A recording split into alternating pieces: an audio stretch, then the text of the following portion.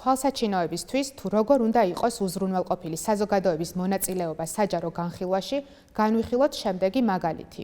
ქარის ელექტროსადგურის მშენებლობა დაგეგმილია მაღალმთიან სოფელში. საჯარო განხილვის შესახებ ინფორმაცია მხოლოდ ელექტრონული საშუალებებით გავრცელდა. ინფორმაცია ქართულ ენაზე გავრცელდა, თუმცა სოფელში მოსახლეობის ნაწილი მხოლოდ აზერბაიჯანულად საუბრობს.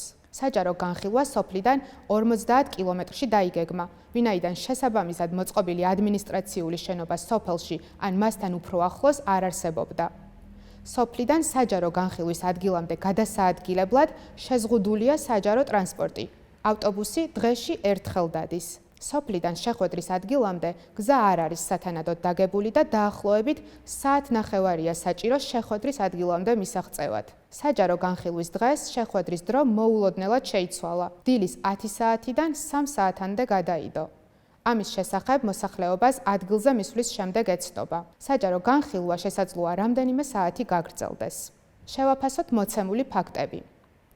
ორჰუსის კონვენციით დადგენილია კონკრეტული სტანდარტები. მათ შორის საჯარო განხილვებში მონაწილეობისა და თავიანთი მოსაზრებების წარსადგენად დაინტერესებულ პირებს არ უნდა უწევდეთ არაგონივრული ძალისხმევის გაწევა. საჯარო განხილვის ჩატარების შესახებ ინფორმაცია პირებს მათთვის შესაბამისი საშუალებებით უნდა ეცნობოთ.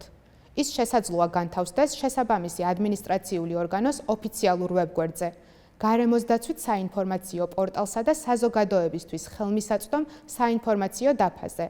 ინფორმაციის გავრცელების დამკვიდრებულ ადგილას, მაგალითად ტრანსპორტის გაჩერება, სკოლა, სავაჭრო ცენტრი, საზოგადოებრივი თავშეყრის სხვა ადგილი. საჯარო განხილვა პროექტის ზემოქმედების არეალთან ყველაზე ახლოს მდებარე შესაბამის შენობაში უნდა გაიმართოს.